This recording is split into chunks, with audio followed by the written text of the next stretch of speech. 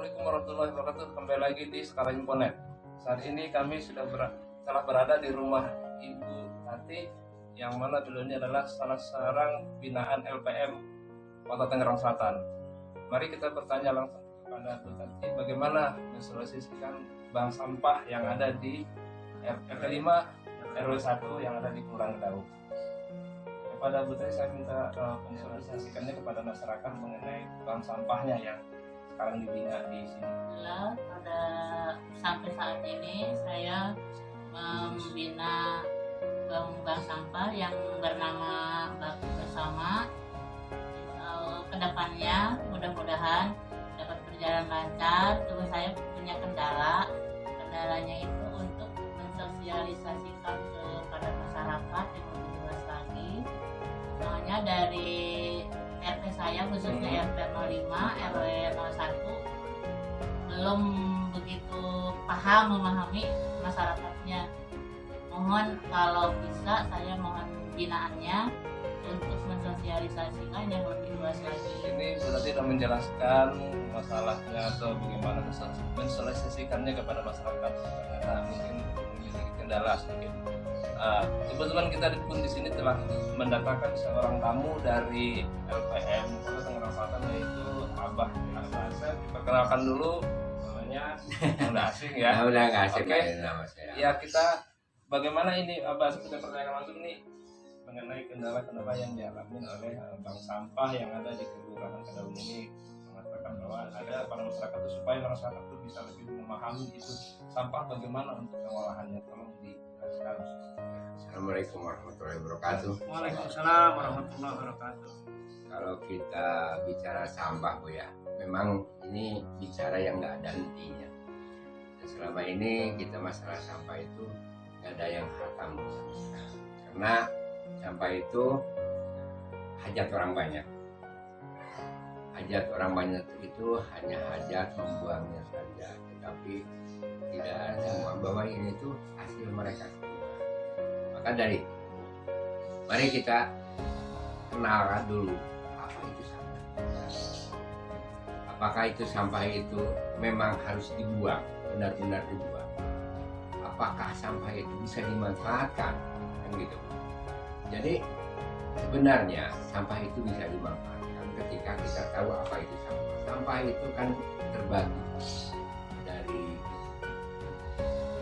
kasarnya dua unsur, organik dan anorganik. Tetapi sampah itu pula dibagi. Jadi anorganik juga selama ini bank sampah itu hanya mengumpulkan sampah-sampah yang laku saja. Jadi dari mereka yang laku saja dikumpulkan sehingga itu akan jadi tabungan. Bagus sekali. Apabila ini semua selanjutnya sampah anorganik sekalipun itu masih ada waste-nya, artinya masih yang ada tidak lakunya.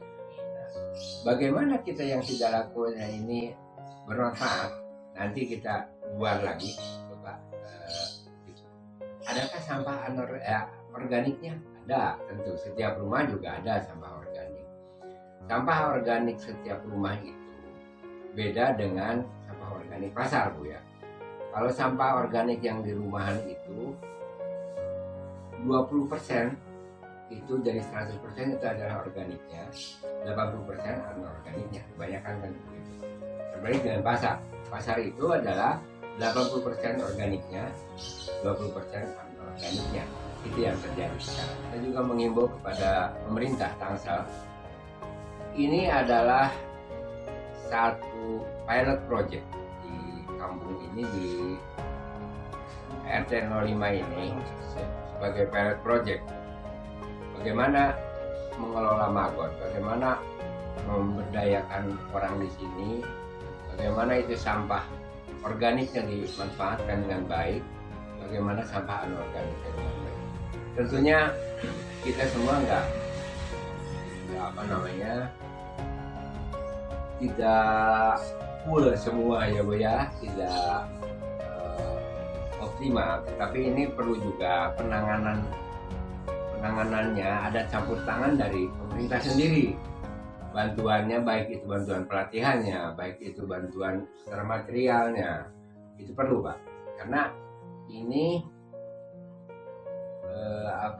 akan membantu kota dari kebersihan. Selama ini masyarakat Indonesia pada umumnya, khususnya di sekitaran kita, itu bukan mengolah sampah, ya, tetapi memindahkan masalah sampah. Artinya bahasanya juga kayaknya ada TPS, lalu nanti ke TPA, artinya tempat pembuangan sementara dan tempat pembuangan akhir. Di sini nggak ada treatment, nggak ada pengolahan dengan kata-kata itu. Maka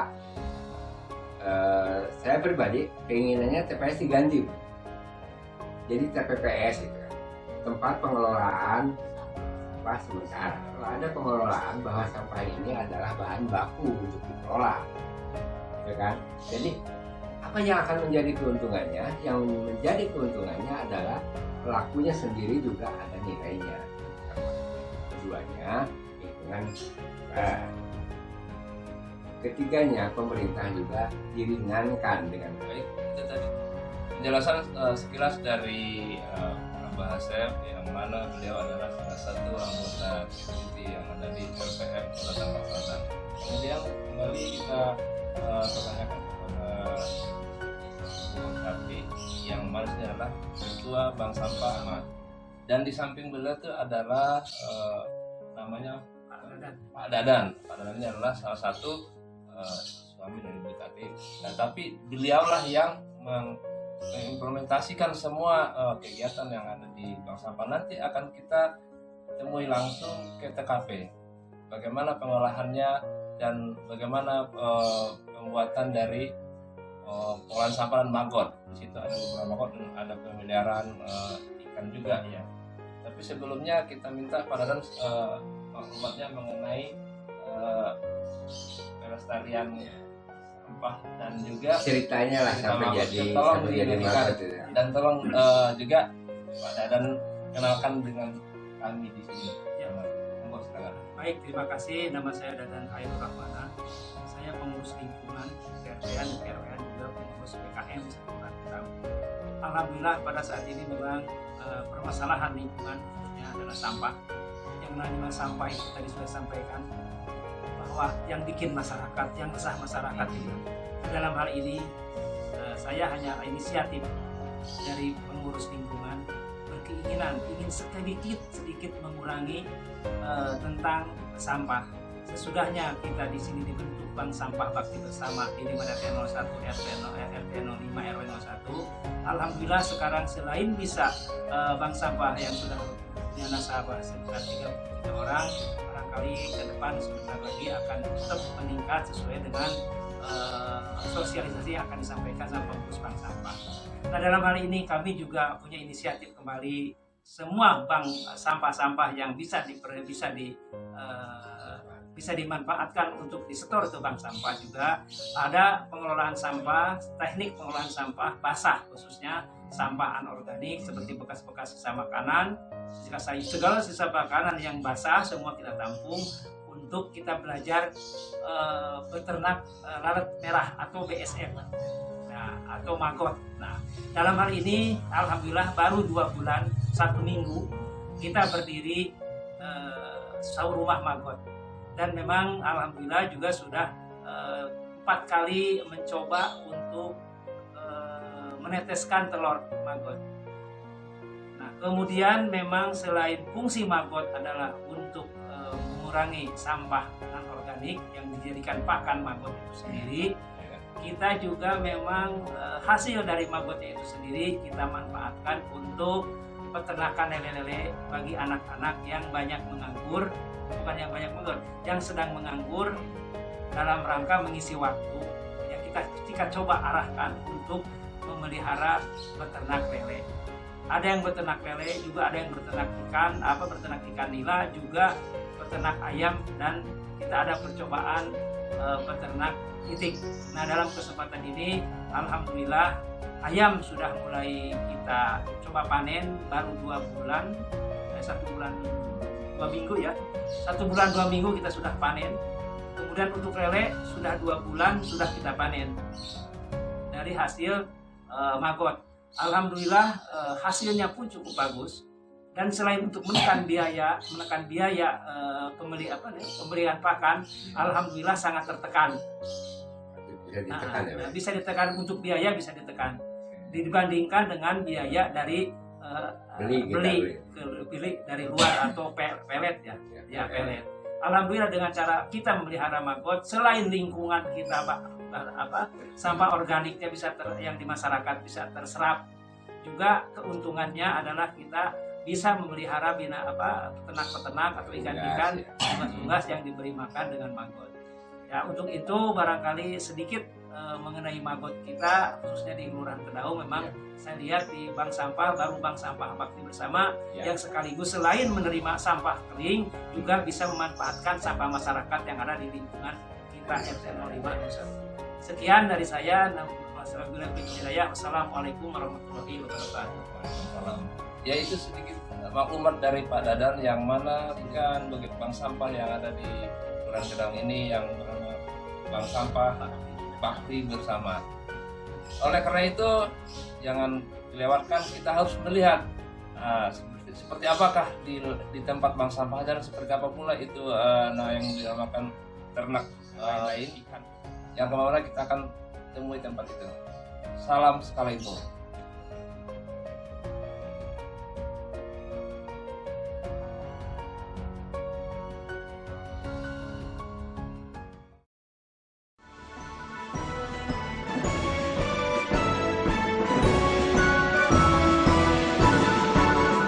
Lingkungan